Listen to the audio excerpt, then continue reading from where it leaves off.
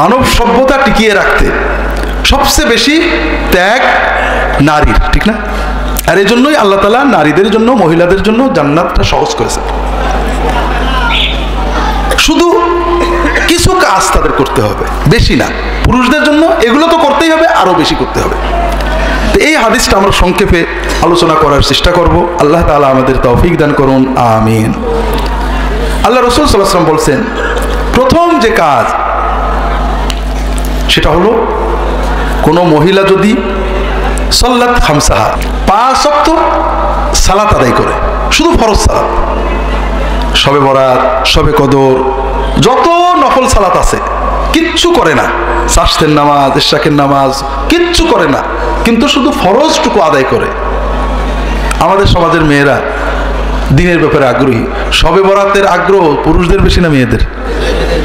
কিন্তু শবে বরাতের নামাজ পড়ে কিন্তু ফরজ নামাজ পড়ে, এরকম আছে নাকি? এটা হলো আসলে না জানার কারণে, আমরা অনেক সময় বুঝতে পারি না। শবে বরাত এমনিও কোনো ইবাদত সহি রেওয়ায়েত নেই, এই রাত্রিতে আল্লাহ গুনাহ মাফ করেন। তারপরেও যদি কেউ কিছু করে, এটা নফল। এটা কি? নফল। আর 5 ওয়াক্ত নামাজ ফরজ। 5 ওয়াক্ত নামাজ বাদ দিয়ে শবে বরাত করা, আর লুঙ্গি বাদ দিয়ে, শাড়ি বাদ দিয়ে বোরকা পরা বা টুপি পরার মতো করবে নাকি কেউ? কেউ লুঙ্গি নেই কিন্তু মাশাআল্লাহ সুন্দর পাগড়ি পরেছে, ইমামতি দেবেন তো? হ্যাঁ, লুঙ্গি না পরে পাগড়ি পরা যেমন পাগলামি, ফরজ সালাত না পড়ে অন্যান্য নফল করা তার চেয়ে বেশি পাগলামি। সবচেয়ে বড় কথা, আমরা শবে বরাত পালন করি কেন? আল্লাহর রহমতের জন্য না, ভাগ্য ঠিক করার জন্য, ঠিক না? এটা ভুল কথা। ভাগ্য শবে বরাতে কিছুই হয় না। ভাগ্য ঠিক হয় আল্লাহর পথে চললে, বিশেষ করে মা বাবার খেদমত আর রক্ত সম্পর্কের আত্মীয়দের সাথে ভালো সম্পর্ক রাখলে। এটা রাসূল সাল্লাল্লাহু আলাইহি ওয়াসাল্লাম বলেছেন, মান আরাদা আইয়ুনসা ফি আজালিহি ওয়া ইউবারাকা লাহু ফি রিজকিহি ফালইয়াসিল রাহিমা। যদি কেউ চায় যে আল্লাহ তার আয়ুটা বাড়িয়ে দিক, আপনারা চান না? যদি কেউ চায় আল্লাহ তার রিজিকে বরকত দিক, চান না? আয়ু এবং রিজিকে বরকত হলে কি লাগবে? আমাদের ফুরফুরার পীর সাহেবের খানকায় 2টো ছাগল মানত করতে হবে। হ্যাঁ, হবে না? আমরা তো ওই গল্পই বলি, অমুক ফুরফুরা হুজুরের খানকায় ছাগল মানত করেছে, তার ছেলে চাকরি পেয়ে গেছে, অমুক এটা করেছে, এরকম আছে না নেই? গল্প শোনেন না? এসব আমাদের বিজনেস, বাণিজ্যিক গল্প। এগুলো আমাদের এখানেই তৈরি হয়, কোরআনের ভিতরেও পাওয়া যায় না, হাদিসের ভিতরেও পাওয়া যায় না। এগুলো আমাদের বাণিজ্যিক। দেখেন না, অ্যাড হয়, টেলিভিশনে অ্যাড হয় না, এরকম খাচ্ছে, পেট ফুলে যাচ্ছে, বড় হচ্ছে, এগুলো হলো অ্যাডভার্টাইজমেন্ট। এগুলোর মাধ্যমে আমরা বিজনেস করি। আল্লাহর কোরআনে কোথাও নেই যে কোথাও মানত করলে কোনো কিছু হয়, বরং আল্লাহ রাসূলের হাদিসে, বুখারীতে, মুসলিমে সব হাদিসে আছে যে মানত করো না, মানতে কিছু হয় না। যারা কৃপণ আল্লাহ তাদেরতে মানত দিয়ে বের করে নেয়। আন-নাযরু লা ইয়াতি বিশাই লা ইয়াতি বিখাইর ইন্নামা ইস্তাখরাজু বিহি মিনাল বাখিল। রাসূল বলছেন, বিপদ কাটে দানে। দ্বিতীয় কথা হলো, পীর মাশায়েখ আলেম ওলামা মহব্বত করা ভালো। মহব্বত করুন কার জন্য? আল্লাহর জন্য। এটা আল্লাহর একটা ভালো চাকর, আল্লাহর কথা মানে মহব্বত করবেন। কিন্তু দেওয়া নেওয়া চাওয়া পাওয়া কার কাছে? একটা ভালো চাকর, ডিসি সাহেব খুব মহব্বত করে, এই জন্য ডিসির যে সিল ওই চাকরের কাছে দিয়ে দেয়, ঠিক না? দেখছেন কোথাও? চেয়ারম্যানের ড্রাইভার খুব ভালো, চেয়ারম্যান খুব মহব্বত করে, এই জন্য চেয়ারম্যান তার প্যাড, সিল, সই করা চেক বই সব দিয়ে রাখে। ভাবেন, অসম্ভব। কাজেই আল্লাহর কোনো প্রিয় বান্দা, নেককার বান্দাকে আপনি মহব্বত করবেন, এটা ভালো। কিন্তু আপনি যদি মনে করেন ওর কাছে আল্লাহর কোনো ভান্ডার আছে, তাহলে আপনি ওই সময়ই একদম কাফের হয়ে যাবেন। আল্লাহ কারো কোনো ভান্ডার কারোর কাছে দেয় না। আপনি মনে করেন আপনার এলাকার 2 জন চেয়ারম্যান, একজন চেয়ারম্যান খুব সহজ সরল, তার বউ, তার ছেলে, তার শালা খুব মহব্বত করে, তার সই করা প্যাড বউয়ের কাছে কিছু থাকে, ছেলের কাছে কিছু থাকে, ড্রাইভারের কাছে কিছু থাকে, এরা যে যা বলে তাই করে, ওই লোকটার জেলে দিয়ে দেয়, ওই লোকটা ছাড়াই দেয়। আর একজন চেয়ারম্যান খুব শক্ত, যে যাই বলুক, দলের লোক, নেতা, নিজে যাচাই না করে কিছু করে না। এই 2 জনের ভিতরে আপনার দৃষ্টিতে ভালো চেয়ারম্যান কে? বুঝেন না? তবে আল্লাহ তো বোধহয় আলোর লুজ নাকি?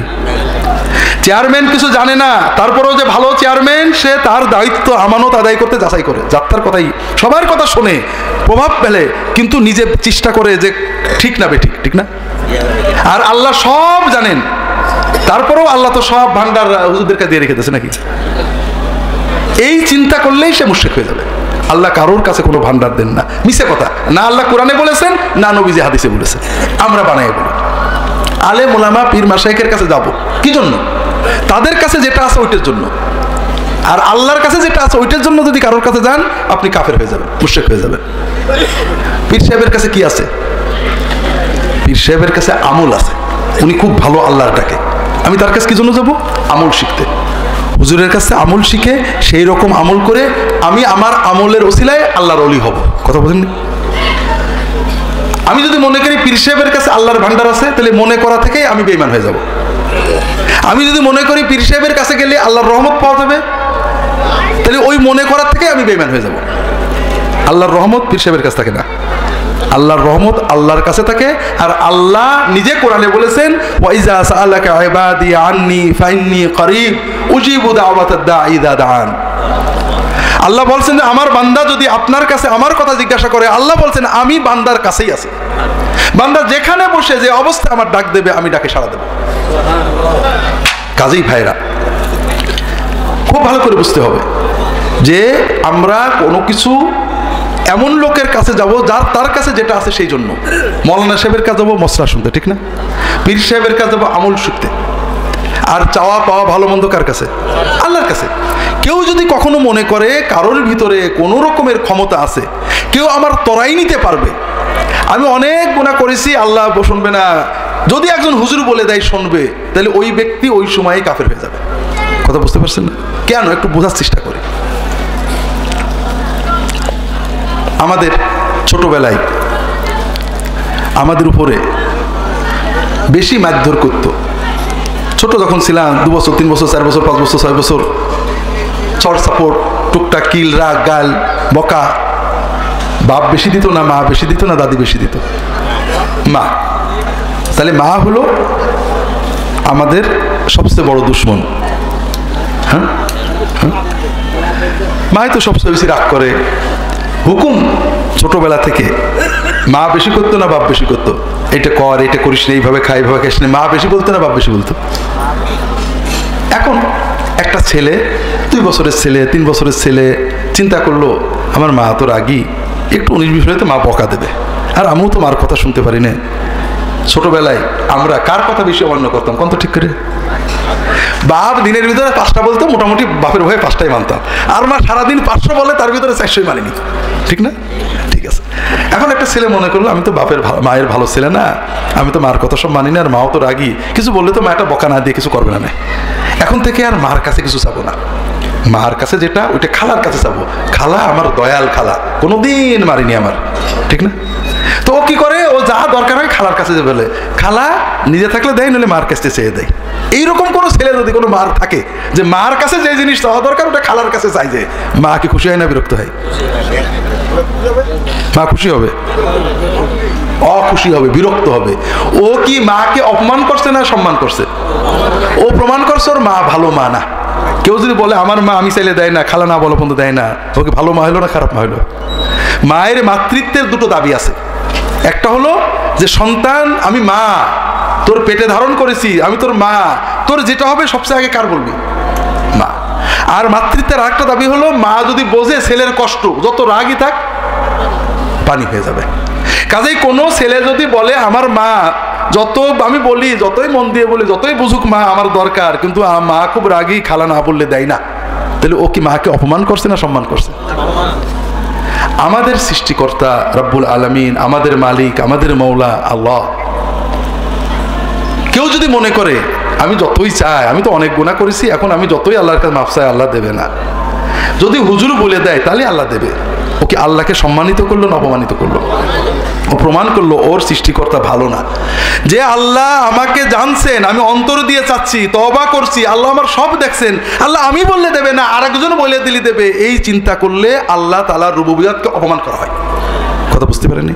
কাজেই মানুষের কাছে যেতে হয়, মানুষ মানুষের কাছে যেটা আছে, তাদের কাছে এলেম আছে, তাদের কাছে তাকওয়া আছে, তাদের কাছে আমল আছে, আমরা তাদের কাছ থেকে ওইগুলো শিখবো, শেখার জন্য, কথা বোঝেননি? আর আল্লাহর রহমত বরকত পাওয়ার জন্য আমি সন্তানের জন্য মাই যথেষ্ট। মা আর সন্তানের মাঝখানে ওসিলা লাগে, ওসিলা না হলে মা কিছু দেয় না, এরকম ইমান কয়টা সন্তানের আছে? আছে নাকি? আছে? কোনো সন্তান কি এরকম বিশ্বাস করে যে আমি চাইলে মা দেবে না, কেউ না বলে দিলি মা আমার দেয় না? আছে নাকি? আছে। মার কাছে চাইতে 2 বছরের শিশু, এরকম ইমানদার শিশু আছে যে সে মনে করে আমি চাইলে মা দেবে না। দুধ পিপাসা পেয়েছে, ক্ষুধা পেয়েছে, দুধের দরকার হলেই খালার কাছে চলে যায়। বাচ্চা দেখেছেন? হ্যাঁ, কি করে? কাজেই ইমানের দাবি হলো যে আমরা সরাসরি কার কাছে চাইব? ইমান নষ্ট করেন না, যেটা বলছিলাম ভাইরা। এই জন্য রাসূলুল্লাহ সাল্লাল্লাহু আলাইহি ওয়াসাল্লাম বলছেন, দুনিয়ার বরকতের জন্য, আয়ুর বৃদ্ধির জন্য তোমাকে কারোর কাছে যেতে হবে না। কে করবেন? আর আল্লাহর কাছে বরকত পেতে গেলে খুব সিম্পল, তোমার পিতামাতার খেদমত করো, তোমার রক্ত সম্পর্কের আত্মীয়দের আত্মীয়তা রক্ষা করো, আল্লাহ তোমার আয়ুতেও বরকত দেবেন, তোমার রিজিকেও বরকত দেবেন। কাজেই শবে বরাত দিয়ে রুজি রোজগার বাড়বে না। শবে বরাতের রাত্রিতে আল্লাহ গুনাহ মাফ করে। রুজি রোজগার যেটাই বাড়বে, আমাদের মহিলারা এখানে আবার কাবু, একটু ভালো করে বোঝেন, যেহেতু মহিলাদের কথা বলছেন বলি। বিয়ের পরে মহিলা কষ্ট করে, স্বামীর সংসারের উন্নতি মহিলাদের অবদান আছে না? আছে। মহিলা চিন্তা করে আমার স্বামী আমার কত কষ্ট করে আমি টাকা বাঁচাই, এই টাকা স্বামী যদি বাপকে দেয়, মাকে দেয়, ভাইকে দেয়, বোনকে দেয়, আমাদের স্ত্রীরা খুশি হয় না বেজার হয়? বেজার হয়, মনে করে কমিয়ে গেল। আর স্বামী তার বাপ মাকে ভাই বোনকে দিলে কমে গেল, এই চিন্তা যে মহিলা করে, ওই মহিলার জন্য বরকতের দরজা বন্ধ হয়ে গেছে, আর খোলার কোনো শবে বরাতে কাজ হবে না।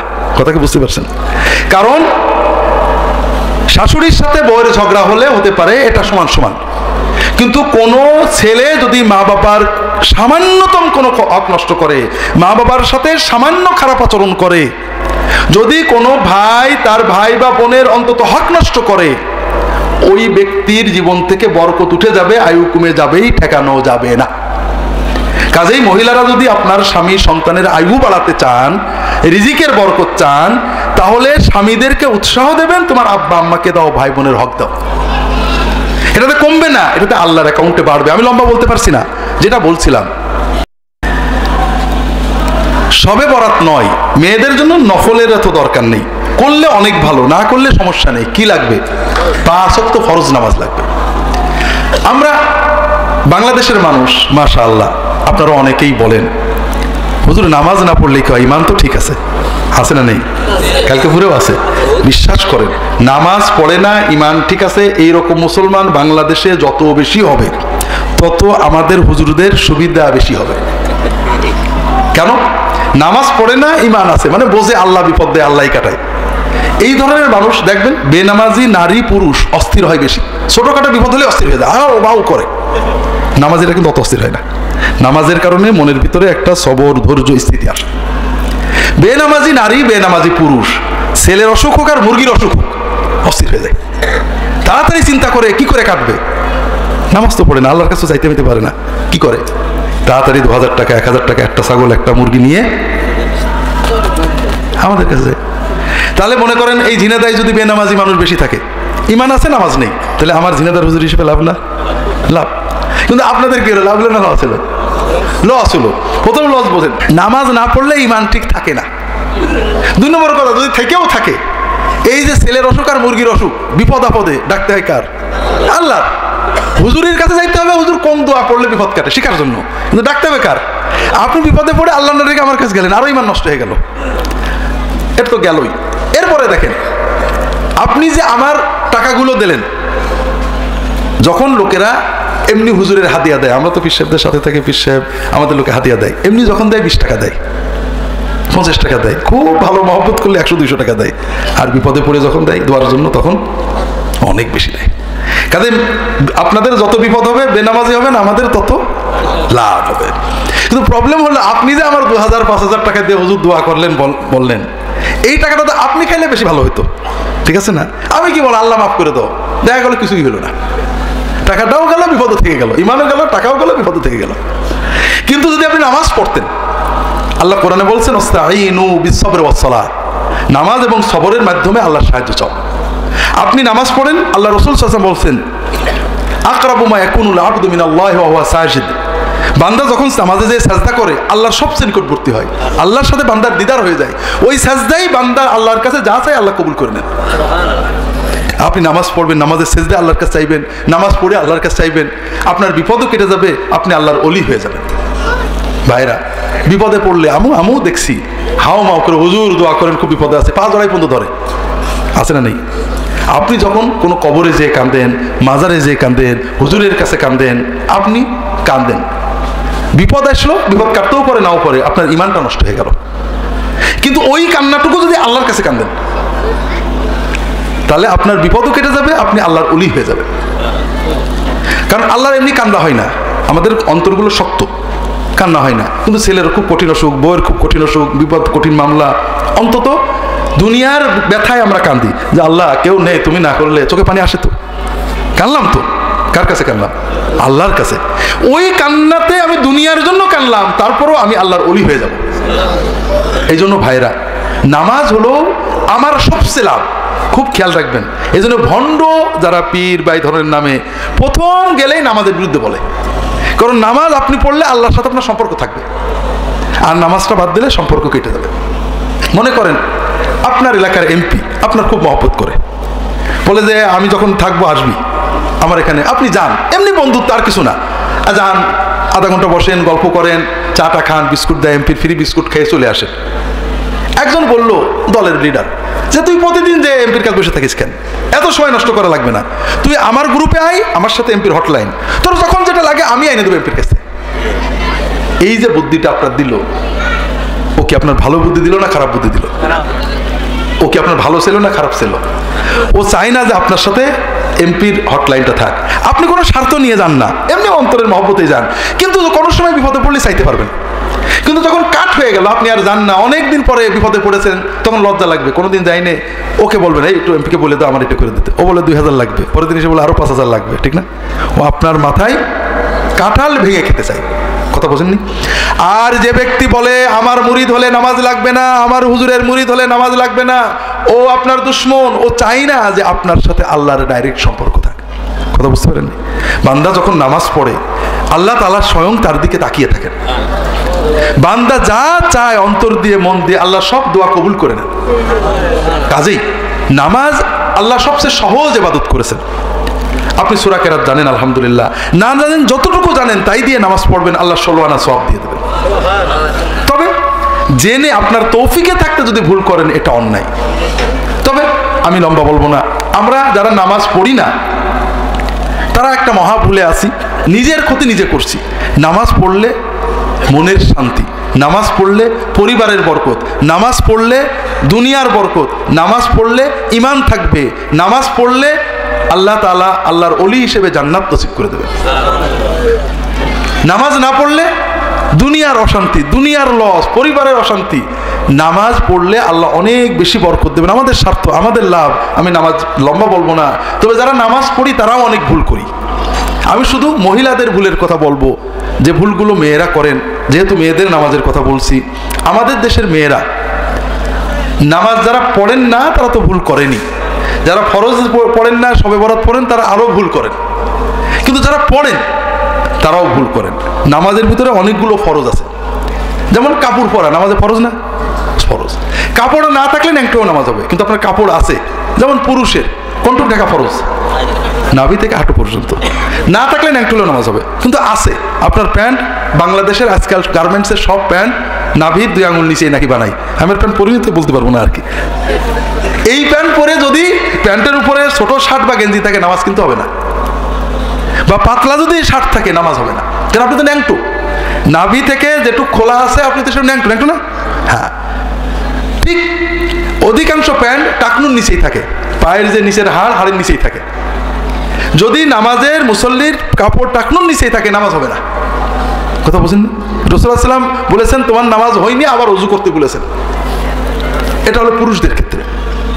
পুরুষদের আরও আছে গা ঢাকা ইত্যাদি, কম বেশি।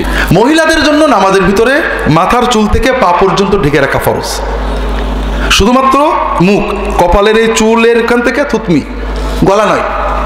আর দুই কানের, কান্নাক, মধ্যবর্তী যে মুখমণ্ডল এবং কবজি পর্যন্ত হাত, এর বাইরে কোনো জায়গা যদি খোলা থাকে, অন্ধকার ঘরে একাকেও যদি কোনো মহিলা নামাজ পড়েন, তার যদি এইটুকু বাদে কোনো জিনিস খুলে যায়, যেমন মাথার কাপড় সরে যেয়ে চুল বেরিয়ে যায়, অল্প কিছু চুল বেরিয়ে যায়, অথবা কানের নিচেই জুলফির চুল বেরিয়ে যায়, অথবা দুটো কানের, দুই কান বা এক কান বেরিয়ে যায়, সরে যায় কাপড়, অথবা পিছনের মাথার চুল ঝুলে বাইরে চলে যায়, অথবা থুতমির নিচেই যে গলার অংশ এটা বেরিয়ে পড়ে, অথবা হাতের কনুই এসব জায়গায় বেরিয়ে পড়ে, অথবা পায়ের টাকনুর উপরে, পায়ের উপরের পা নলা বেরিয়ে পড়ে, ওই মহিলার নামাজ হবে না, কারণ তিনি নামাজের ফরজ তরক করেছেন কাপড় থাকা সত্ত্বেও। কথাকে বুঝতে পেরেছেন? তাহলে শাড়ি পরে যারা নামাজ পড়েন মহিলারা, নামাজ কি হয়? শাড়ি হলো একেবারেই অনইসলামী পোশাক, শাড়ি মোটেও পরবেন না। শাড়ির বদলে ভালো পোশাক হলো সুন্নত পোশাক। রাসূলুল্লাহ সাল্লাল্লাহু আলাইহি ওয়াসাল্লাম, সাহাবীরা যে পোশাক পরতেন, মহিলারা, নবীজির স্ত্রীরা, মেয়েরা যে পোশাক পরতেন, সেটা হলো ম্যাক্সি, দেরা, বড় ম্যাক্সি, ফুল হাতা অথবা কবজি পর্যন্ত হাতা, পায়ের গোড়ালির নিচেই ঝুল, বড় ম্যাক্সি। 2 নম্বর, ম্যাক্সির উপরে বড় চাদরের মতো ওড়না, যে ওড়না মাথার উপর দিয়ে, ঘাড়ের উপর দিয়ে প্যাচ দিলে আপনার মুখটুকু ছাড়া আর কিছু খোলা থাকে না। 3 নম্বর, ম্যাক্সির নিচেই সায়া পাজামা। কথাকে বুঝতে পেরেছেন? এই 3টে পোশাক মেয়েদের ফরজ পোশাক, এই 3টে না পড়লে ফরজ আদায় হয় না। আমাদের বাংলাদেশের, বিশেষ করে ঝিনাইদহের, কুষ্টিয়ার, যশোরের, বাংলাদেশের উত্তর এবং পশ্চিম দক্ষিণ এলাকার মানুষেরা, মহিলারা বিশেষ করে এবং পুরুষেরা দোজখে যাবেন, বড় কারণ হলো বেপর্দা। কথা বোঝেননি? কেন? পর্দা অন্যান্য ইবাদতের মতোই ফরজ, ছোটখাটো কিছু নয়। পর্দা তো হুজুররা বানাইছে, ঠিক না? পর্দা হুজুররা বানায়নি? পর্দা কোথায় আছে? আল্লাহর কোরআনই আছে। আমার ওয়াইফ আসছে এই ডাক্তার পাখির ওখানে দেখাতে, আমার ওয়াইফরা তো একটু পর্দা করে, বড় মুখ টুক পুরো ঢেকা, এখন বসে আছে, পাশের থেকে মহিলারা মতামত করছে, এই সব করেই তো দেশটা শেষ হয়ে গেল, এরাই তো দেশটা শেষ করে দিল। কথা বোঝেননি? বোরকা যারা পরে তারাই তো দেশটা শেষ করে দিল। সবচেয়ে বড় কথা, এই কথাগুলো কারা বলছে? মুসলমান। কেমন মুসলমান? সবে বরাতে নামাজ পড়া মুসলমান। আল্লাহর কোনো ফরজ ইবাদত দেখে যদি কেউ বলে এটা খারাপ, তার কি মান থাকে? তার মানে না জানার কারণে সম্ভবত এই কুফরি কথাটা তার মুখ থেকে বেরোচ্ছে। আল্লাহ তাআলা পর্দা ফরজ করেছেন, নামাজের ভিতরে যেমন পর্দা, নামাজের বাইরেও পর্দা ফরজ করেছে। পর্দা মানে শরীরটা পুরো ঢাকা রাখবে। মাহরাম, রক্ত সম্পর্কের আপন আত্মীয়, যাদের সাথে বিবাহ না হয়, তারা বাদে আমাকে কেউ দেখবে না, আল্লাহ এটা কোরআনে হুকুম করেছেন। আমরা একটু পরে বলবো মূল পর্দার কথা, কারণ এই হাদিসেও আল্লাহ বলেছেন, আল্লাহ রাসূল বলেছেন, যেটা আগে বলছিলাম। তাহলে নামাজের ভিতরে আমরা এবং বাইরে সর্ব অবস্থায় মেয়েরা কি পোশাক পরবেন? ফরজ এবং সুন্নত। বড় ম্যাক্সি, ম্যাক্সির জায়গায় বড় ঢিলে ঢালা সালোয়ার কামিজ পরলে চলে, কিন্তু কামিজ আজকাল পর্দা রাখে না। এখন কামিজ পরেও ন্যাংটো হয়ে যায় মানুষ। রাসূল বলেছেন, সিনফান মিন উম্মতি লাম আরাহুম, আমার উম্মতে 2 শ্রেণী এখন আমি দেখিনি, তার ভিতরে 1 শ্রেণী পুরুষ আর 1 শ্রেণী নারী। রিজালুন বিআইদিহিম আসওয়াতুন কাআদনাবিল বাকার, কিছু মানুষ হবে হাতে মানুষের আঘাত দেওয়ার মতো লাঠি, সোটা বা বেত থাকবে, যারা অর্থাৎ সন্ত্রাসী বা খুব শক্ত শক্তিশালী, সমাজের মানুষদের মারধর করবে, কষ্ট দেবে। কথা বোঝেননি? এরকম হয়ে গেছে না আজকাল? ছোট ছোট ছেলে পেলে এমন উগ্র হয়ে গেছে যে একটু কিছু হলেই মারতে হবে। আর 1 শ্রেণী নারী, কাসিয়াতুন আরিয়াতুন মাইলাতুন মুবিলাতুন, যারা কাপড় পরে থাকবে কিন্তু ন্যাংটো, কাপড় পরে থাকবে কিন্তু, তার মানে কি? কাপড়টা এত টাইট হবে শরীর বোঝা যাবে। কথা বোঝেননি? কাজেই আমাদের সমাজে যে সালোয়ার কামিজ বর্তমানে হচ্ছে, এগুলোতে নামাজও হবে না, সতরও হবে না। তবে ঢিলে ঢালা ফুল হাতা যদি বড় কামিজ হয়, নিচে সালোয়ার, এটাও ভালো, শরিয়া সম্মত, সুন্নাহ সম্মত। সবচেয়ে ভালো হলো বড় ম্যাক্সি, ম্যাক্সি নিচে সায়া অথবা পাজামা, উপরে বড় ওড়না। নামাজ পড়বেন, এই 3টে পোশাকে নামাজ হয়ে যাবে। তারপরেও রাসূলুল্লাহ সাল্লাল্লাহু আলাইহি ওয়াসাল্লামের স্ত্রী, মেয়েরা, মহিলা সাহাবীরা নামাজে কেউ কেউ অনেক সময় আবার বোরকা পরে নিতেন, মাথার উপরে বড় একটা চাদর দিয়ে ঘিরে নিতেন যেন শরীরের কিছু বেরিয়ে না যায়। কথাকে বুঝতে পেরেছেন? এটা হলো মহিলাদের নামাজের জন্য খুবই জরুরি বিষয়। যারা নামাজ পড়েন অবশ্যই অবশ্যই নামাজের জন্য এবং সব সময় ব্যবহারের জন্য ম্যাক্সি, বড় ওড়না অথবা বড় সালোয়ার কামিজ এবং বড় ওড়না নিয়ে নেবেন। আল্লাহ তাআলা তৌফিক দান করুন, আমিন। আমাদের মেয়েরা আমাদের দেশে অনেক সময় বসে নামাজ পড়ে, আছে নাকি?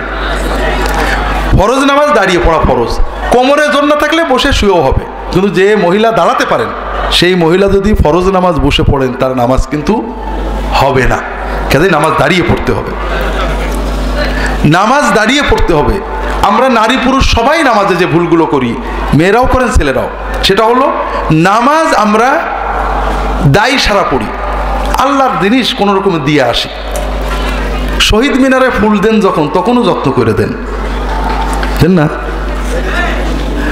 কিন্তু আল্লাহর জিনিস ঠকাঠক ঠকাঠক মেরে দিয়ে আসেন। কিন্তু জিনিসটাকে আল্লাহর না আপনার? আপনার। যে কবর পূজারী কবরে যে সেজদা দিয়ে পড়ে থাকে সেও মহব্বতে সেজদা দেয়, সহজে ওঠে না। যে মূর্তি পূজারী প্রতিমার সামনে সেজদা দিয়ে পড়ে থাকে সেও উঠতে চায় না, কাঁদে। আর আপনি আল্লাহর ইবাদত করেন, আল্লাহর সামনে সেজদা দিয়েছেন, আপনি শুধু ঠকাঠক ওঠেন আর নামেন, নামাজ হয় না। সূরা জানেন না, মাপ। বিসমিল্লাহ জানেন না, মাপ। সূরা ফাতিহা জানেন না, মাপ। আত্তাহিয়াতু জানেন না, মাপ। কিন্তু রুকু সেজদায় আপনি ঠকাঠক করেছেন, মাপ হবে না, কারণ ওখানে তো আপনার কোনো ওজর নেই। আল্লাহর সামনে আমরা কেন নামাজে দাঁড়াই? আল্লাহর কাছ থেকে কিছু চেয়ে নেওয়ার জন্য। কখন চাইতে হয়? আল্লাহর সামনে দাঁড়িয়ে কোরআন পড়েছি, আল্লাহর গুণ কীর্তন করেছি, আল্লাহ রুকুতে গেছি, আল্লাহর প্রশংসা করছি, এইবার সেজদায় গেছি, আল্লাহর কাছে সবচেয়ে নত হয়েছি, মহব্বতের সাথে আবেগের সাথে আল্লাহর গুণগান করবো, সুবহান রাব্বিয়াল আলা, এরপরে আল্লাহর কাছে চাইবো। কথাকে বুঝতে পেরেছেন? এই জন্য নারী পুরুষ কেউ যদি নামাজে রুকুতে সুন্দর করে না যায়, রুকু থেকে উঠে সুন্দর করে না দাঁড়ায়, দাঁড়িয়ে অন্তত রব্বানা লাকাল হামদ কিছু সময় দাঁড়িয়ে না থাকে, সেজদায় যায় শান্তভাবে না সেজদা করে, দুই সেজদার মাঝখানে শান্তভাবে না পড়ে বসে, তাহলে তার নামাজ হবে না। কথাকে বুঝতে পেরেছেন? কাজেই সবাই নামাজের হক আদায়ের চেষ্টা করবেন। বিশেষ করে দুই সাজদার মাঝখানে রাসূলুল্লাহ সাল্লাল্লাহু আলাইহি ওয়াসাল্লাম কয়েকটা জিনিস চাইতেন। রব্বি গফিরলি ওয়ারহামনি ওয়ারযুকনি ওয়াহদিনি ওয়াআফিনি ওয়াফু আন্নি ওয়াজবুরনি ওয়ারফানি। কথা বোঝেননি? কয় ঘন্টা লাগলো দোয়াগুলো পড়তে? 1 মিনিট লাগেনি। কি কি চাইতেন? আল্লাহ আমার গুনাহগুলো মাফ করে দাও, আল্লাহ আমার রহমত করো, আল্লাহ আমার রিজিকে বরকত দাও, আল্লাহ আমার নিরাপত্তা শান্তি দাও, আল্লাহ আমার ক্ষয়ক্ষতিগুলো পূরণ করে দাও, আল্লাহ আমার মর্যাদা বাড়িয়ে দাও। দোয়াগুলোকে পছন্দ হলো? আর বাদ থাকলো কি কর? আমরা যে দোয়ার জন্য হুজুরের কাছে যাই, মানত করি, মাহফিল করি, কোনোটা বাদ থাকলো নাকি? বোকা। নিজের ভালো পাগলে বোঝে, কিন্তু বাঙালি বোঝে না। আচ্ছা বলেন তো, কোনটা আপনার ভালো আর কোনটা আমার ভালো? আপনার একটা বিপদ আছে। আপনি জামা গায়ে দিলেন, পায়জামা পরলেন, পকেটে টাকা নিলেন, এই পকেটে টাকা নিলেন, 1 কেজি মিষ্টি কিনলেন, ওই পাকশি দরবার শরীফে 100 কিলো দূরে গেলেন। আর একটা বিকল্প, কিছুই করলেন না, অজু করলেন, নামাজে দাঁড়ালেন, নামাজ পড়লেন, সেজদায় দোয়া করলেন, দুই সেজদার মাঝখানে দোয়া করলেন, নামাজ পড়ে দোয়া করলেন। আপনার জন্য ভালো কোনটা? কোন? আর আমার জন্য ভালো কোনটা? বাঙালি কার ভালো বোঝে তাই কোন? নিজের ভালো না পরের ভালো?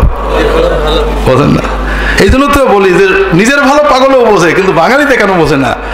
আপনি দুই সেজদার মাঝখানে সোজা হওয়ার আগেই খটাস করে সেজদায় যান, কিন্তু একটু 1টা মিনিটের জন্য দিনের ভিতরে আপনি যে কয় রাকাত নামাজ পড়েন, 10 সেকেন্ড প্রত্যেক নামাজে যদি দুই সেজদার মাঝখানে একটু আল্লাহর কাছে চেয়ে নেন, আল্লাহ আমার রহমত করো, গুনাহ মাফ করো, রিজিকে বরকত দাও, আমার সুস্থতা নিরাপত্তা দাও, আল্লাহ আমার ক্ষতিপূরণ করো, মর্যাদা বাড়িয়ে দাও, ইনশাআল্লাহ দুনিয়ায় আপনার কোনো কিছু আর অভাব থাকবে না।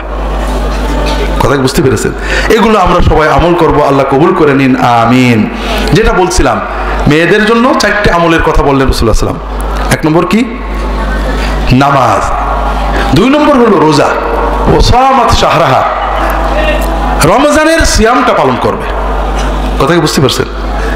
মেয়েরা নফল নামাজ নফল রোজা রাখবেন, এটা তাদের ইচ্ছা, কিন্তু ফরজ সিয়াম পালন করতে হবে। ও আতাআত বালাহা, 3 নম্বর হলো স্বামীর আনুগত্য করে সংসার করতে হবে। কথা বোঝেননি? আমরা সমাজে দিন বুঝি না, মনে করি দিন, মসজিদে টাকা দিছি, মাদ্রাসায় টাকা দিছি, আলহামদুলিল্লাহ। অনেক মহিলা মাদ্রাসায় টাকা দিলেন না, ছাত্রদের লজিং রাখেন না, এগুলো খুব ভালো সওয়াবের কাজ। কিন্তু আপনারা যারা মসজিদের খেদমত করেন, মাদ্রাসার খেদমত করেন, মাদ্রাসা মসজিদে টাকা দেন, তাসবিহ তাহলিল করেন, হুজুর ডেকে খাওয়ান, তারা কি বাড়িতে স্বামী স্ত্রী ঝগড়া করেন না? করেন না? করেন। গালাগালি রাগারাগি করেন না? করেন না? করেন। তাহলে বোঝা গেল আপনারা মনে করেন মসজিদে টাকা দেওয়া সওয়াব, ইবাদত, আর স্বামী স্ত্রী যে যা ইচ্ছা করবে নাকি? না।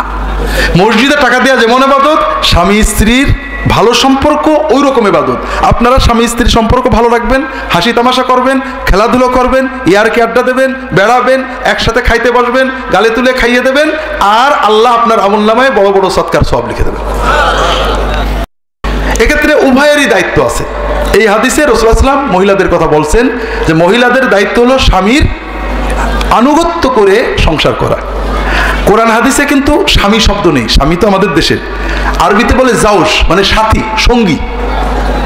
স্বামী মানে হলো মালিক, আর ইসলামে স্বামী মানে হলো সঙ্গী, সাথী, বন্ধু। স্বামী স্ত্রী উভয়ের বন্ধু, সাথী। কেউ কারোর মালিকও না, কেউ কারোর চাকরানিও নয়। তবে একটা ইউনিটে মনে করেন আমরা 5 জন লোকে এক জায়গায় আছি, তার ভিতরে যে সবাই সমান মাতবরি করে, ঠিক নাকি? একজন লোককে সামনে রাখতে হয়। যাকে সামনে রাখবো সে মালিক না, আমাদেরই একজন, কিন্তু সে দায়িত্ব পাবে। পারিবারিক ইউনিটে স্বামীকে কিছু দায়িত্ব দেওয়া আছে। হয় স্বামী দায়িত্ব নেবে, নাহলে বউ দায়িত্ব নিতে হবে একজন। মানবীয় প্রকৃতি, বিশ্ব প্রকৃতি দেখবেন, যদি ভেড়ার পাল যায়, আগে তো ভেড়ি যায়, ঠিক না? হ্যাঁ হ্যাঁ, দেখেন ভালো করে, আগে কি যায়? ভেড়া যায়, তার দুই পাশে ভেড়িরা যায়। কথা বুঝতে পারেননি? এটা হিউম্যান নেচার, এটা এই সমস্ত সৃষ্টির নেচার, আল্লাহ এইভাবেই তৈরি করেছেন। কথা বুঝতে পেরেছেন? এমনকি হাঁস, মুরগি, হাঁসগুলো পানিতে ভাসছে, তার ভিতরে সারিতে আগে কে আছে দেখুন ভালো করে। হ্যাঁ, ঠিক আছে না? এটা হলো হিউম্যান নেচার এবং ক্রিয়েশনের নেচার। প্রকৃতিগতভাবেই শারীরিক শক্তি পুরুষদের বেশি দেওয়া হয়েছে, সবর, কষ্ট, সংবেদনশীলতা মেয়েদের বেশি দেওয়া হয়েছে। এই দুটো জিনিসের সমন্বয়ে পৃথিবী টিকে আছে। কথা বুঝতে পেরেছেন? এই জন্য দুজনের একজন যদি মাতবর না হয়, একজন যদি একটু ইউনিটের প্রধানের দায়িত্ব না পায়, ইউনিট টেকে না। ইসলামী চেতনায় এবং মানবীয় প্রকৃতি, সৃষ্টির সকল জীবের প্রকৃতি, যে এই দায়িত্বটা পুরুষকে নিতে হয়। কারণ পুরুষের শক্তি, তার কর্ম, মেয়েদের যে সন্তান প্রতিপালন কর্ম, এটার সাথে সামাজিক দায়িত্ব, ইউনিট প্রদান হওয়ার দায়িত্ব কন্ট্রাডিক্টরি। এইটুকু শুধু, আর কিছু না। দায়িত্বটা কি? মেয়েদের দায়িত্ব দুটো। কয়টা? একটা হলো স্বামীর আনুগত্য। কিসে আনুগত্য? মানে সব ব্যাপারে নয়, শুধু দুটো ব্যাপারে আনুগত্য করবে, এটা তার উপরে জরুরি, ওয়াজিব। আর বাকিগুলো ইচ্ছা। সেটা হলো স্বামীর অনুমতি ছাড়া স্বামীর বাড়িতে, স্বামীর বিছানায় কাউকে ঢোকাবে না। কথা বোঝেননি? আরেকটা হলো যে সেবা স্বামী স্ত্রী ছাড়া কারোর কাছ থেকে নিতে পারে না, শরীয়ত বৈধ করে না। এই ধরনের সেবার ক্ষেত্রে স্বামী যদি তাকে ডাকেন, স্বামী যদি তাকে হুকুম করেন, স্বামীর প্রয়োজন হয়, তাকে আনুগত্য করতে হবে। কথা বুঝতে পেরেছেন? বাকি ভাত রান্না করা, কাপড় ধোয়া, সংসারের কাজ, এগুলো স্ত্রী করলে তিনি অনেক সওয়াব পাবেন। কিন্তু যদি তিনি না পারেন, স্বামীর উপরে ফরজ হলো স্ত্রীকে সাহায্য করা। কথা কি বুঝতে পেরেছেন? এটা হলো স্ত্রীদের একটা দায়িত্ব। আর একটা হলো কৃতজ্ঞতা এবং ভালো আচরণ। আল্লাহ রাসূল সাল্লাল্লাহু আলাইহি ওয়াসাল্লাম বলছেন, লা ইয়ানজুরুল্লাহু ইলা ইমরাতিন লা তাশকুরু লিজাওজিহা ওয়া হিয়া লা তাস্তাগনি আনহা। স্বামী স্ত্রীর জন্য প্রোটেকশন। স্বামী মারা গেলে মহিলাদের সমাজের মর্যাদা বেড়ে যায়, ঠিক না? হ্যাঁ, অনেক বেড়ে যায়। তো কি হয়? কুমা মানে কি? দেওর, ভাসুর, শাশুড়ি, শ্বশুর, এমনকি নিজের মা ভাইয়ের কাছেও কি হয়? কমে যায়। স্বামী তার সামাজিক অর্থনৈতিক প্রোটেকশন। স্বামী কষ্ট করে, প্রত্যেকটা স্বামী স্ত্রীর জন্য কষ্ট করে, এবং কোনো স্বামী স্ত্রীর 16 আনা চাইতে মেটাতে পারে না। স্ত্রী যদি শুধু মেটাতে পারলো না এটাই চিন্তা করে, তোমার এই সালাম দিলে না, এই সালাম দিলে না, কিন্তু যে কষ্ট করলো, যে পরিশ্রম, যে প্রোটেকশন দিল, এটা চিন্তা না করে অকৃতজ্ঞ হয়, অকৃতজ্ঞ স্ত্রীর প্রতি, যে স্ত্রীর হৃদয়ে স্বামীর যে খেদমত, স্বামীর যে চেষ্টা, স্বামীর যে অবদান, স্বামীর যে চেষ্টা, এই কৃতজ্ঞতা, মূল্যায়নের অনুভূতি যে স্ত্রীর হৃদয়ে নেই, শুধু খোটা আর কি দিল না এই চিন্তা যার হৃদয়ে ভরা, আল্লাহ তাআলা ওই মহিলার দিকে তাকান না, কোনো শবে বরাতে লাভ হবে না।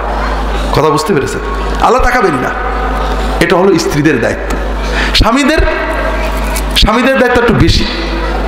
আল্লাহ রাসূল বিভিন্ন হাদিসে বলেছেন, আমি লম্বা বলতে পারবো না। এক নম্বর হলো, আপনি স্ত্রীর ভরণ পোষণ, সামাজিক মর্যাদা তার বাপের বাড়িতে যাহা ছিল অন্তত সেই মানে রাখতেই হবে। তার শাড়ি, তার থাকা, তার খাওয়া, ঘর, বিশ্রাম ইত্যাদি তার সর্বোচ্চ ব্যবস্থা আপনাকে করতে হবে। স্ত্রী মানে বাড়ির রান্নার বুয়া, ঠিক না? না, রান্নার বুয়া না, আপনার জীবন সঙ্গিনী, আপনার দুনিয়া এবং আখিরাতের সঙ্গিনী। রান্না করা তার কাম না, করে দিলে সওয়াব পাবে। তাকে রান্না খাওয়ানো আপনার কাম। কথা বোঝেননি? দ্বিতীয়ত, স্বামীদের দ্বিতীয় দায়িত্ব হলো স্ত্রীদের সাথে ভালো আচরণ করা। এটা অনেক হাদিস আসছে, লম্বা বলা যাবে না। আর বাকি আরেকটা বিষয় আছে, বলতে হবে। আল্লাহ রাসূল সাল্লাল্লাহু আলাইহি ওয়াসাল্লাম বলছেন, আকমালুল মুমিনিনা ঈমানান আহসানুহুম খুলুকান ওয়া খিয়ারুহুম লিআহলিহি। মুমিনদের ভিতরে তার ঈমানই পূর্ণ যে মানুষের সাথে ভালো আচরণ করে, ভালো ব্যবহার করে। আর সবচেয়ে ভালো হলো ওই মানুষ যে তার বাড়িতে বউয়ের সাথে, পরিবারের সদস্যদের সাথে, স্বামীর সাথে, স্ত্রীর সাথে ভালো আচরণ করে। এরাই হলো সবচেয়ে ভালো মুমিন। সুবহানাল্লাহ কেউ বললো না। আসলে ওয়াজগুলো আপনাদের বিরুদ্ধে যাচ্ছে, আমি বুঝতে পারছি আর কি। কথা বোঝেন? আমরা অনেকেই, যেমন মহিলারা, এক মহিলা আর এক মহিলা কি হেসে হেসে গল্প করে, বাড়িতে বউয়ের সাথে একেবারে স্বামীর সাথে ঝগড়া করে, আছে নাকি এরকম? আছে। পুরুষেরা আমরা বন্ধু বান্ধব কি মস্করা করছে, হাসি, কিন্তু বাড়িতে গেলে বাঘ হয়ে যায়, এরকম আছে নাকি? এটা মুসলমানের চরিত্র না, এটা হলো কাফেরের চরিত্র। আল্লাহ রাসূল বলছেন, তুমি ভালো আচরণ করবা, সবচেয়ে বেশি করবা বউয়ের সাথে, স্বামীর সাথে। কথা বুঝতে পারেননি? বিশেষ করে পুরুষদের জন্য এটা বেশি দায়িত্ব। রাসূল বারবার পুরুষদেরই বলেছেন, কারণ পারিবারিক জীবনে পুরুষদের দাপট বেশি, স্ত্রীদের দাপট কম থাকে। স্ত্রীরা তার বাবা মার বাড়ি থেকে পুরুষের বাড়িতে আছেন, তাই না? কাজেই তার পাশে শাশুড়ি, তার পাশে ননদ, আসছি স্বামীর বাড়ি। অধিকাংশ ক্ষেত্রে মেয়েরা মানসিকভাবে, সামাজিকভাবে দুর্বল থাকেন। এই জন্য আল্লাহ রাসূল বারবার পুরুষদেরকে বলছেন, তুমি তোমার স্ত্রীর সাথে ভালো আচরণ করবে, তাদের কষ্ট দেবে না। তারা তোমাদের বাড়িতে বন্দী, তার নিজের বাড়ি ছেড়ে তোমার কাছে সংসার করছে। কাজেই আপনি তার রাগে সবর করবেন। রাসূলুল্লাহ সাল্লাল্লাহু আলাইহি ওয়াসাল্লাম কোনোদিন স্ত্রীর সাথে ঝগড়া করেননি। স্ত্রীরা ঝগড়া করেছে, আপনারা মনে করেন না নবীজি সাল্লাল্লাহু আলাইহি ওয়াসাল্লামের বউরা ঝগড়া করেছে? নবীজির সাথে ঝগড়া হয়েছে, দাবি দাওয়া করেছেন, রাগ করেছেন, নবীজি কষ্ট পেয়েছেন। কষ্ট এত পেয়েছেন যে নিয়ত করেছেন বাড়ির আপনার মসজিদে থেকে 4 মাস মসজিদে পড়ে থেকেছেন, খুব কষ্ট পেয়েছেন, কিন্তু তাৎক্ষণিক রিয়াকশন হিসেবে ঝগড়া করেননি, রাগ করেননি। কথা কি বুঝতে পারছেন? এই জন্য ভাইয়েরা, আজকাল পেপার পত্রিকায় দেখেন লেখা হচ্ছে পারিবারিক জীবনে মহিলারা নির্যাতিত, অধিকাংশ পুরুষ বউদের রাগ করে, মারে, এরকম পড়ছেন না পেপারে? আমরা এটাকে ট্রিট করছি সেকুলার সিস্টেমে, এতে সমাধান হয় না। ঈমান এবং তাকওয়া ছাড়া এটার সমাধান হয় না।